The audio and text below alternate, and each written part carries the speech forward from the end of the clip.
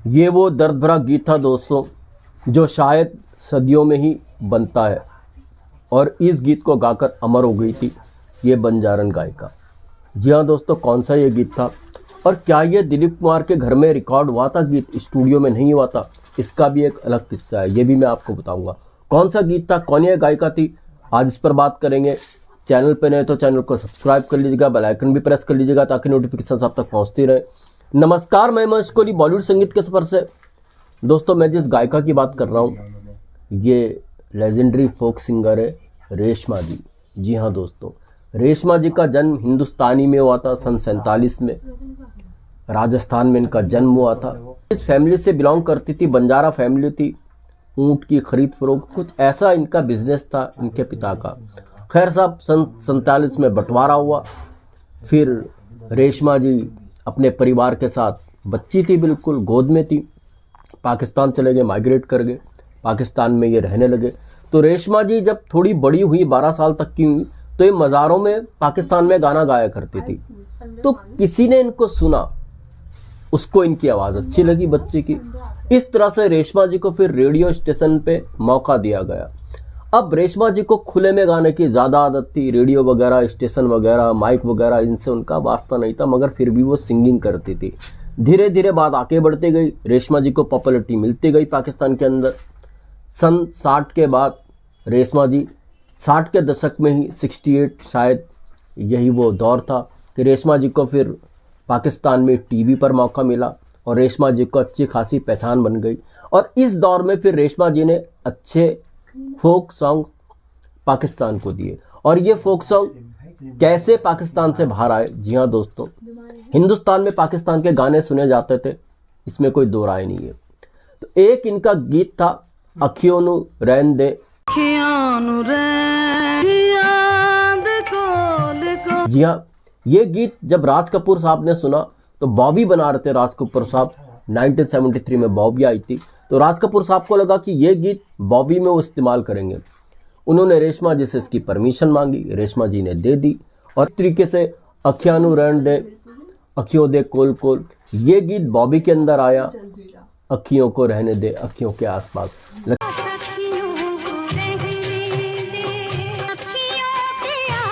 लक्ष्मीकांत प्यारेलाल साहब ने फिर इसको थोड़ा सा इम्प्रोवाइज किया और आनंद बख्शी ने अलग तरीके से इसके लिरिक्स लिखे।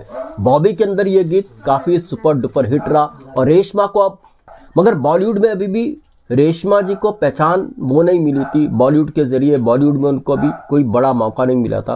कहते हैं 1982 में रेशमा जी राज कपूर साहब के किसी फंक्शन में आई थी। उस फंक्शन में सुभाष घई भी थे। उन्होंने जब रेशमा को सुना तो सुभाष घई को बड़ी अच्छी उनकी आवाज़ लगी। सुभाष घई इस समय प्लान कर रहे थे हीरो के संगीत पर काम चल रहा था।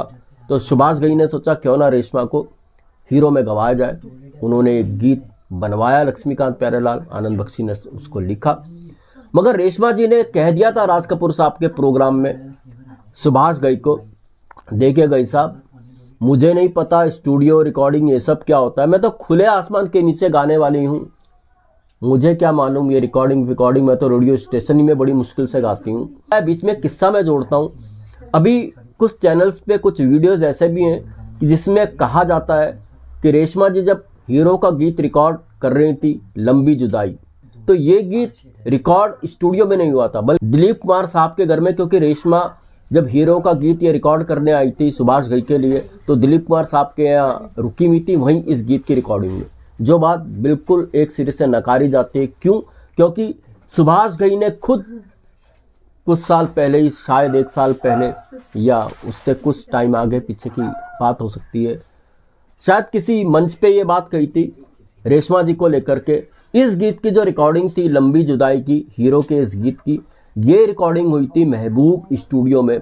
और लक्ष्मीकांत प्यारेलाल ने एक बात और है जो ये कहते आए हैं, बहुत से आर्टिकल्स कहते हैं जब महबूब स्टूडियो की बात आती है, लक्ष्मीकांत प्यारेलाल जी ने रेशमा जी को कंफर्ट किया क्योंकि माइक के आगे वो थोड़ा सा उनको प्रॉब्लम होती थी। उन्होंने बिठा करके रिकॉर्डिंग स्टूडियो में उनकी इस गीत की रिकॉर्डिंग की लंबी जुदाई की, कम म्यूजिशियन के साथ। ये किस्सा है।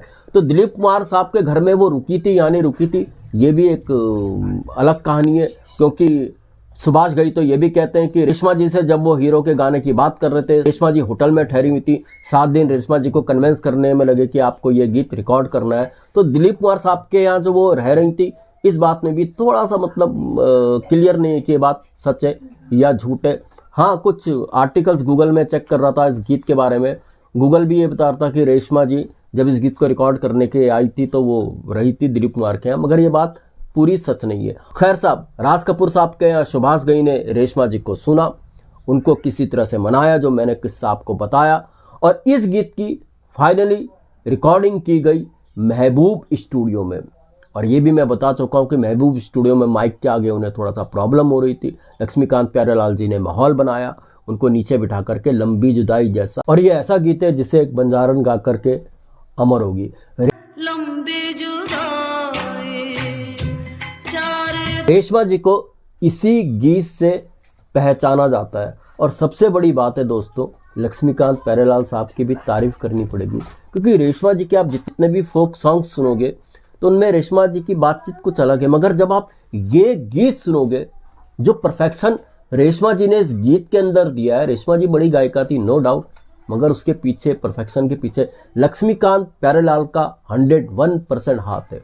लक्ष्मीकांत प्यारेलाल ने जिस तरीके से उनको गवाया है, ये अलग रूप लक्ष्मीकांत प्यारेलाल ने रेशमा जी का इस गीत के अंदर दिया है। असली जो सूफीज्म का ठप्पा उनको मिला है, इसी गीत के जरिए मिला है, और उसके पीछे मेहनत थी लक्ष्मीकांत प्यारेलाल की। ये बात सबको माननी चाहिए और माननी पड़ेगी। रेशमा जी के बाकी आप गीत सुन लो, नो डाउट बेहतर से बेहतरीन, मगर इस गीत की बात ही अलग है, लेवल ही इस गीत का अलग है, और इसके पीछे मेहनत थी लक्ष्मीकांत प्यारेलाल जी की। वो जब डबिंग कराते थे किसी सिंगर को तो काफ़ी मेहनत से कराते थे, और रेशमा जी का इसमें जो रिजल्ट आया वो कुछ और ही था। खैर साहब, रेशमा जी ये गीत गाकर अमर हो गई। हीरो उस दौर की सुपर डुपर हिट मूवी रही। 1983 में हीरो आई थी। हीरो के तो खैर सारे गाने नायाब थे, कमाल, मगर रेशमा जी का ये गाना बिल्कुल खास रेशमा जी को बनाता है। रेशमा जी ने पाकिस्तान में भी काफ़ी काम किया, हिंदुस्तान में भी काफ़ी काम किया, और भी कई कंट्रीज़ में उनके शोज़ भी होते थे। रेशमा जी खुद कहती थी वो तो खुले आसमान में गाने वाली गायिका है, माइक वगैरह उनको पता नहीं क्या है, मगर जब भी मौका मिलता है वो गा देती हैं। रेशमा जी को पाकिस्तान ने कई अवार्ड से सम्मानित भी किया। 2013 में अनफॉर्चुनेट रेशमा जी की डेथ हो गई थी थ्रोट कैंसर से, और आखिरी वक्त में रेशमा जी के पास कहते हैं पैसा भी नहीं था। पाकिस्तान सरकार ने उनका इलाज कराया, मगर जी हाँ, ये जो बंजारा फैमिली से बिलोंग करती थी रेशमा जी, लंबी जुदाई गाना गा करके अमर हो गई। तो दोस्तों, ऐसे भी किस्से, वैसे किस्से मैं आपके लिए लेकर के आता रहूँगा। मैं इसको लेकर दीजिएगा इजाज़त। Goodbye, good luck and take care.